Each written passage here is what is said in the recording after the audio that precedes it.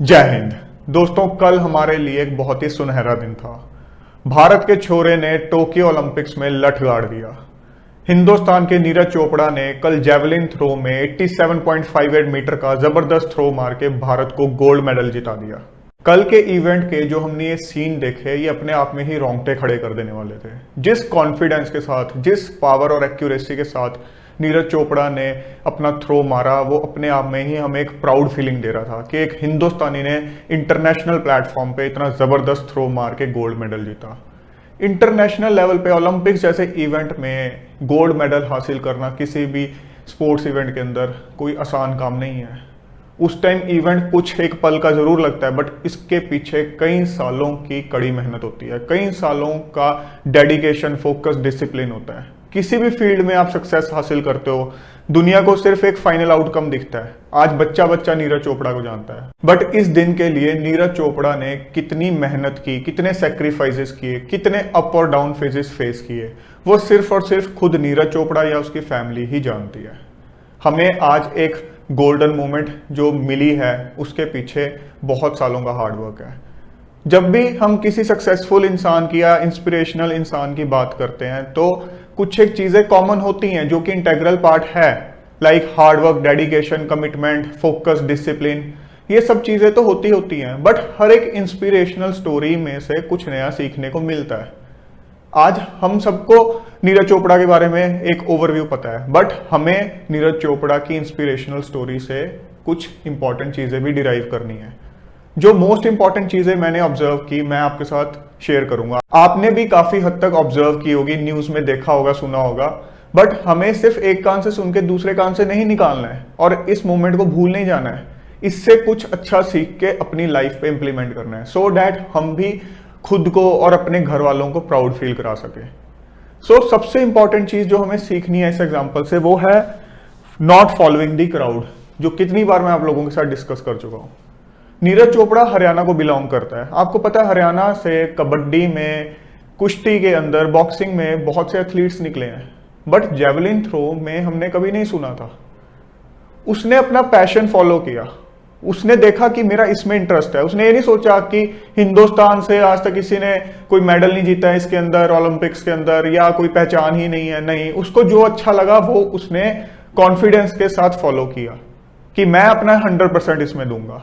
उसका वो पैशन बन गया, तो उसने परवाह नहीं की कि दुनिया क्या कहेगी, भेड़चाल नहीं की। तो आपको भी कभी भी भेड़चाल नहीं करनी है। कोई भी करियर डिसीजन ले रहे हो, कोई भी स्टेप ले रहे हो, अपनी आत्मा की सुनो, क्राउड को मत फॉलो करो, पैशन को फॉलो करो। दूसरी इंपॉर्टेंट चीज, taking setbacks in a positive way. 2019 के अंदर नीरज चोपड़ा को एल्बो इंजरी हुई थी, जिसके बाद उनकी सर्जरी हुई थी। तो एक एथलीट के लिए जब इस तरह का फेज आता है, वो बहुत ही एक लो फेज होता है। उस दौरान कई सारे इवेंट्स से उनको अपना नाम वापस लेना पड़ा, और एक फेज जिसके अंदर टोटल रेस्ट देना पड़ता है, उसके बाद रिहेबिलिटेशन फेज होता है, जिसके अंदर आपको धीरे धीरे अपनी ट्रेनिंग बढ़ानी होती है, वापस उस लेवल तक ले जाना होता है। वो एक बहुत ही लो फेज होता है। जब आपके साथ के जो लोग हैं, एथलीट्स हैं, वो इवेंट्स में पार्टिसिपेट कर रहे हैं इंटरनेशनल लेवल पे, और आप देख रहे हो कि जो मेरा पोटेंशियल है, जिस लेवल की थ्रो में मारता हूं, उसी लेवल पे गोल्ड मेडल मिल रहे हैं इंटरनेशनल लेवल पे, तो आपको कहीं ना कहीं वो अंदर से चीज बहुत बुरा फील करवाती है। अगर आप नीरज चोपड़ा का 2019 का एक इंस्टाग्राम पोस्ट देखोगे, जिसमें he is lying on a hospital bed after his surgery, जब उनकी एल्बो सर्जरी हुई थी, उसके नीचे उन्होंने बहुत ही अच्छा सा कैप्शन लिखा हुआ है। क्या लिखा है? Setbacks are a setup for a comeback. और उसके बाद क्या लिखा है? God wants to bring out a better version of you। कि सेटबैक्स जो हैं वो आपके कमबैक के लिए ही एक सेटअप है, और भगवान ऊपर वाला चाहता है कि वो आपके अंदर से आपका एक और बेटर वर्जन निकाले। सो बेसिकली क्या बात है कि सेटबैक को पॉजिटिव वे में लेना है। जैसे मैं आपको पहले भी समझाता हूं कि लाइफ के अंदर जब भी आपको लगता है कि आप इस पॉइंट पे खड़े हो और कोई ऐसी सिचुएशन आ गई जिसने आपको आपके इस पॉइंट से पीछे धकेल दिया, आपको लगता है आपके पीयर ग्रुप वाले जो बंदे हैं वो आगे निकलते जा रहे हैं, आपसे बहुत आगे निकलते जा रहे हैं, और आप कहीं ना कहीं फील कर रहे हो कि मैं अपने रियल पोटेंशियल से पीछे जाता जा रहा हूं। उस टाइम अपना रियल पोटेंशियल मत भूलो। ये सोचो कि ये फेज थोड़ा लो फेज है, मुझे अपने आप को संभाल के रखना है, अपनी आइडेंटिटी नहीं भूलनी है।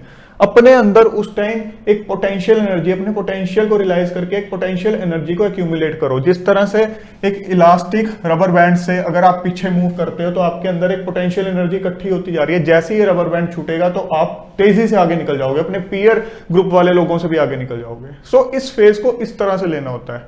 अगर अपने पोटेंशियल को भूल गए तो मतलब आपने पोटेंशियल एनर्जी एक्यूमुलेट नहीं की। पोटेंशियल एनर्जी एक्यूमुलेट करके अगर उस मूवमेंट में पीछे जा रहे हो तो बहुत तेजी से काइनेटिक एनर्जी गेन करके आगे निकल जाओगे। सो हमेशा अपने लो फेज को पॉजिटिव वे में लो। अगर नीरज चोपड़ा उस टाइम पे हिम्मत, हौसला और पेशेंस ना रखते तो आज हिंदुस्तान को ये सुनहरा दिन देखने को ना मिलता। तो आपके लिए एक बहुत बड़ी सीख है। इसके बाद giving your best in the very first try. कभी भी किसी चीज के लिए कंपीट कर रहे हो, चाहे कॉम्पिटिटिव एग्जाम है, चाहे किसी और करियर में जा रहे हो, ये मत सोचो कि पहली ट्राई जस्ट मैं माहौल देखने के लिए आया हूं। नीरज चोपड़ा का डेब्यू ओलंपिक्स था और उसके बाद पहली ही ट्राई में आप देखो कितने जबरदस्त पावर के साथ अपना फुल एक एफर्ट देके उन्होंने थ्रो मारा। तो आपको हमेशा ये सोचना है कि मैं जब किसी चीज के लिए कंपीट करूं, मैदान में उतरूं तो पूरी तैयारी के साथ, पूरी प्रेपरेशन के साथ उतरूं और अपना 100% दूं। वहां पे उन्होंने ये नहीं सोचा कि ठीक है अभी मैं अगले कुछ राउंड्स के लिए अपना एफर्ट, अपनी एनर्जी बचा के रखता हूं। पहले ही शॉट के अंदर इतना जबरदस्त थ्रो मारा कि बाकी के सारे ओपोनेंट्स के ऊपर एक साइकोलॉजिकल प्रेशर डाल दिया। तो आप लोगों के लिए भी ये सबक है। अपने कहीं ना कहीं आप कॉम्पिटिटिव एग्जाम से रिलेट कर सकते हो, किसी और करियर से रिलेट कर सकते हो जिसमें भी आप हो। उसके बाद last but most important, be confident but not over confident. अगर आपने ध्यान से नीरज चोपड़ा की बॉडी लैंग्वेज देखी हो तो क्या जबरदस्त कॉन्फिडेंस था। मतलब देख के ही मजा आ रहा था, प्राउड फीलिंग आ रही थी कि एक हिंदुस्तानी इंटरनेशनल प्लेटफॉर्म पे इतनी जबरदस्त कॉन्फिडेंस से भरी हुई बॉडी लैंग्वेज के साथ चल रहा है। और उसके बाद जिस जबरदस्त कॉन्फिडेंस, एक्यूरेसी और पावर के साथ थ्रो मारा गया ना, उसको देख के जो फीलिंग आई है, that can't be described in words. मतलब जिसको कहते हैं ना मजा आ गया देख के, वो वाली चीज थी। सो कॉन्फिडेंस के साथ अपनी बॉडी लैंग्वेज रखी, वो कहीं ना कहीं ओपोनेंट्स के ऊपर हावी होती है चीज। कहीं ना कहीं आप अपनी बॉडी लैंग्वेज से, अपने कॉन्फिडेंस से ओपोनेंट्स को डाउन करते ही करते हो थोड़ा बहुत, बट ओवर कॉन्फिडेंस नहीं हुए वो। पहले ही राउंड में जब इतना जबरदस्त थ्रो मारा, उसके बाद ये नहीं सोचा कि ठीक है अगले कुछ राउंड्स में अब मैं जो है बिल्कुल लाइटली ले लूं इस चीज को। अपने ऊपर कॉन्फिडेंस तो रखा बट ओवर कॉन्फिडेंस नहीं रखा। सो सेकेंड राउंड में 87.58 मीटर का थ्रो मारा, जो कि पहले राउंड से भी ज्यादा था। और वो इतना कॉन्फिडेंस से भरा थ्रो था कि उसको फेंकने के बाद पीछे मुड़ के देखा भी नहीं, क्योंकि अंदर से पता था कि मैंने अपना 100% दे दिया है। इवेंट के बाद जब किसी जर्नलिस्ट ने उनसे पूछा कि आपको ये पक्का नहीं हो गया था फर्स्ट राउंड के बाद कि ठीक है अब तो मेरा गोल्ड पक्का ही है, तो ही सेड कि नहीं, इंटरनेशनल इवेंट है, आप कभी भी लाइटली नहीं ले सकते हो। चाहे जो एक क्वालिफाइंग राउंड था फाइनल्स के लिए, उसमें भी नीरज चोपड़ा फर्स्ट पोजीशन पे थे, बाकी के सब उनसे कम थे, बट उन्होंने उसको एक बेसिस नहीं माना कि ठीक है बाकी के अब इस मार्क को क्रॉस नहीं कर पाएंगे। He gave his 100% in the second attempt as well. इसी तरह से जब आप अपने किसी करियर में एंटर कर रहे हो, अगर एक अच्छे इंस्टीट्यूट में एंटर कर गए हो, आईआईटी में कर गए हो, आईएम में कर गए हो, या अपना कोई एग्जाम अटेम्प्ट कर रहे हो, पहले एक घंटे में बड़ी अच्छी परफॉर्मेंस हो गई, या किसी स्टार्टअप के लिए काम कर रहे हो जिसमें आपकी इनिशियल परफॉर्मेंस अच्छी हो गई है, आउटकम अच्छा आ गया है, तो उसके बेसिस पे ओवर कॉन्फिडेंट नहीं होना है। निरंतर काम करते रहो। ये सोचो कि जब तक मैं अपना फाइनल गोल अचीव नहीं कर लूंगा तब तक मैं बिल्कुल भी नहीं सोचूंगा कि मैं गेम जीत चुका हूं। तो दोस्तों ये कुछ इंपॉर्टेंट चीजें थी जो डेफिनेटली हमें नीरज चोपड़ा से सीखनी है। Today he is a great inspiration for all of us.